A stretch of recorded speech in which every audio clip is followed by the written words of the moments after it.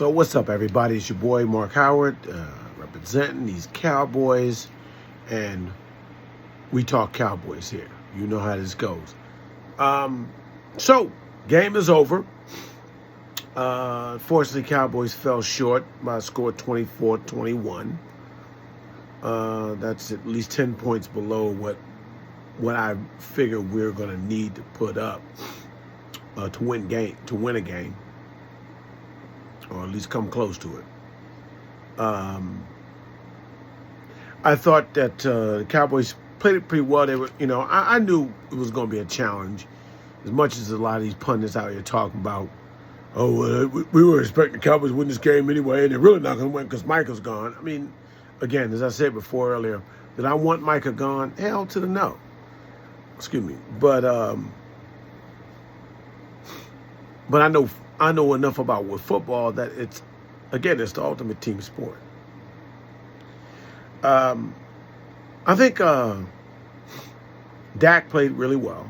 Not crazy amount of yardage. He threw for 188 yards. No touchdowns, no interceptions.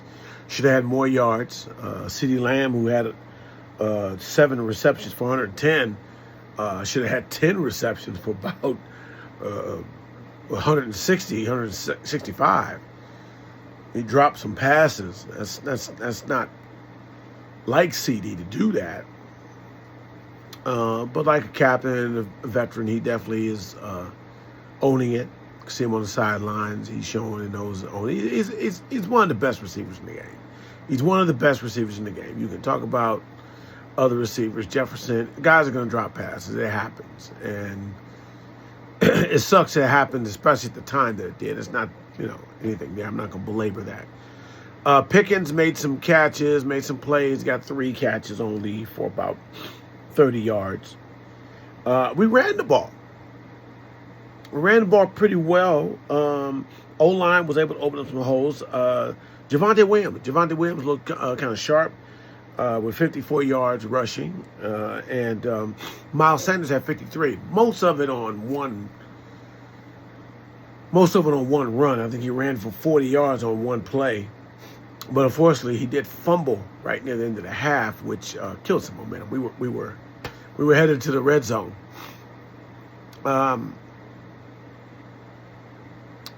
I can't fault the effort. I think the effort was good. Was very good. Shotty had him ready, had him pumped up, and they came to play. There was a rain delay in the game too. If you didn't watch, it was lightning, so about an hour. That's why this is so late after the game. But about an hour weather delay. I mean, I can say rain delay because you play in the rain. Just don't want to do with the electricity. So a lot of that was part of the game. The highlight of the game was the beginning with Jalen Carter, Philadelphia's all-pro lineman. Before the game starts, he gets thrown out because he spits on Dak Prescott. I mean, where you learn that from? And it's bad, and it ain't even the heat of the moment of anything. It's right after the opening kickoff. And Dallas is getting the huddle. One, he's on the other side of the ball. He's on the other side of the ball from where his defensive team is. He's standing there staring it down. Dak's standing there. He spits. He kind of spits forward between his 2 linemen, but not on Carter. And Carter wants to make it about him. You do it to me? He didn't spit on you. Even if he spit at you, you do it to me? So if he spits at you, you counter by getting up in his face, backing up, and spitting on him. I'm a little old school, so forgive me. That's something that I want. I want to punch somebody in the face and beat their ass for. There's really very little more disrespectful thing to do than to spit on somebody. And even to boot on that, this fool tweets while he's in the locker room. He tweets, making a joke out of it. All I did was to shower the quarterback with what God gave me. Are you fucking kidding me?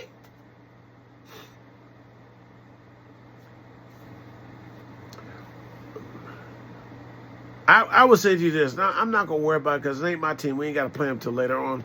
But he needs to miss a couple games. Somebody needs to make an example out of his ass in the league. That's just. I don't have very much respect for the Eagles anyway, for organization, for other reasons. And this young man,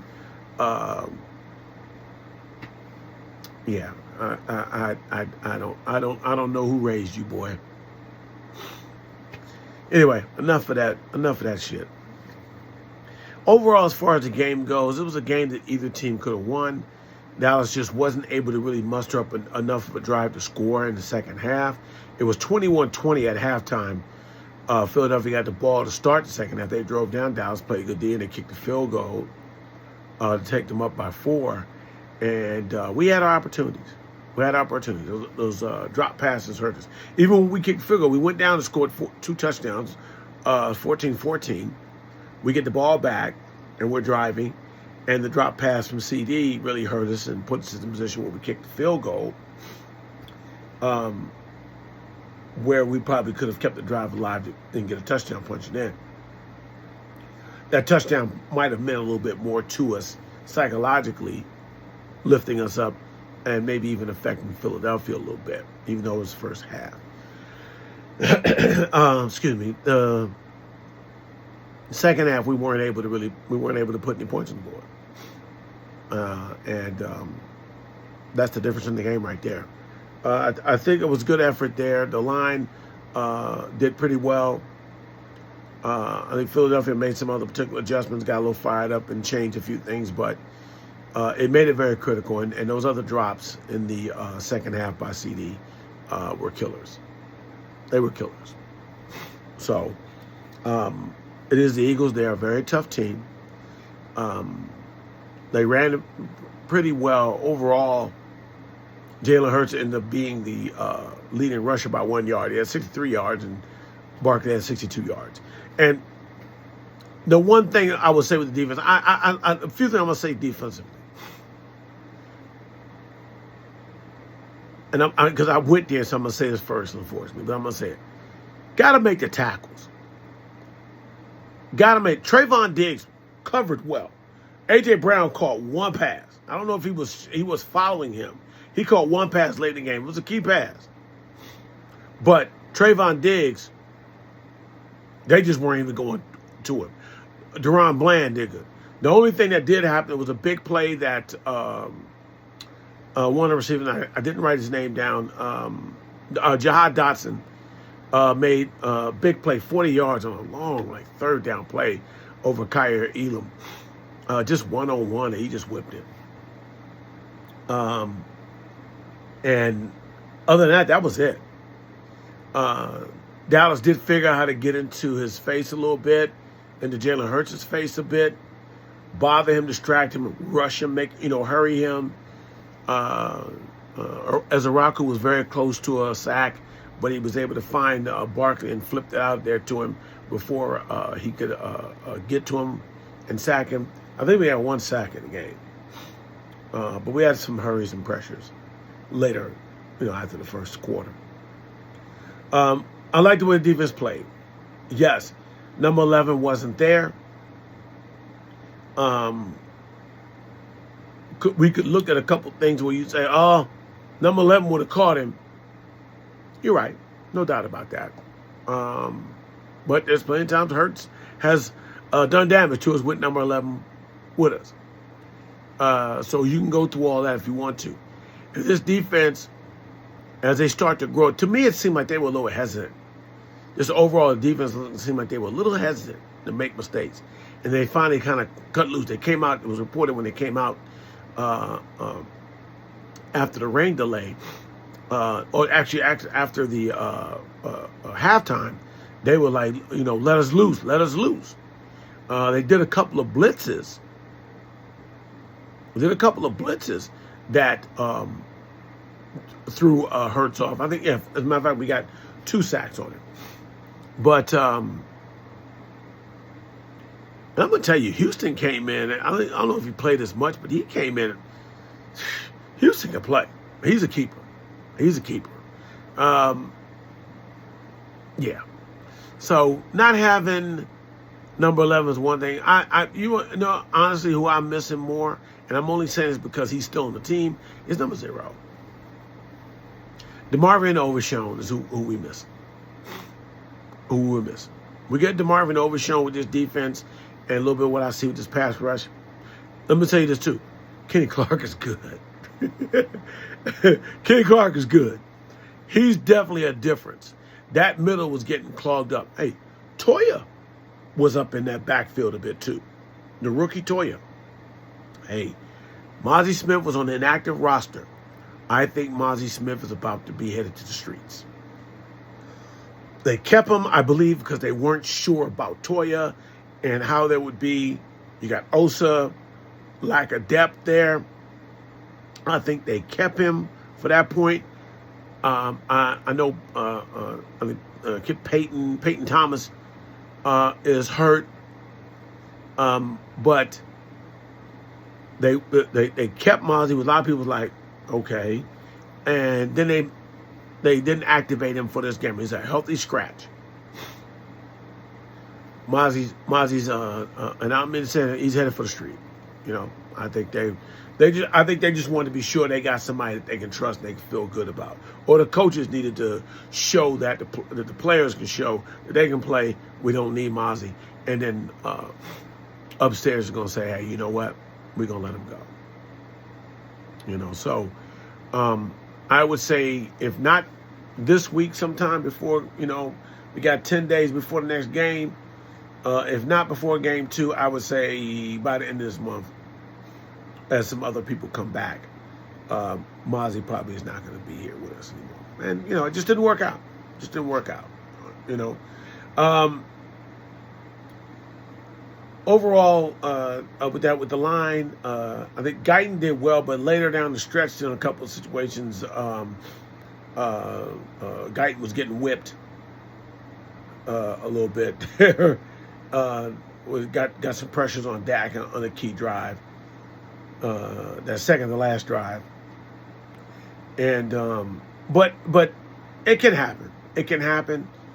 And I think that Guyton looked pretty good. Tyler Smith did his thing. BB, you don't even talk about BB because he's just doing what he's doing. Booker held his own. And geez, well, I can't say his name. I've been tripping on names. Forgive me, guys. I just Terrence Steele.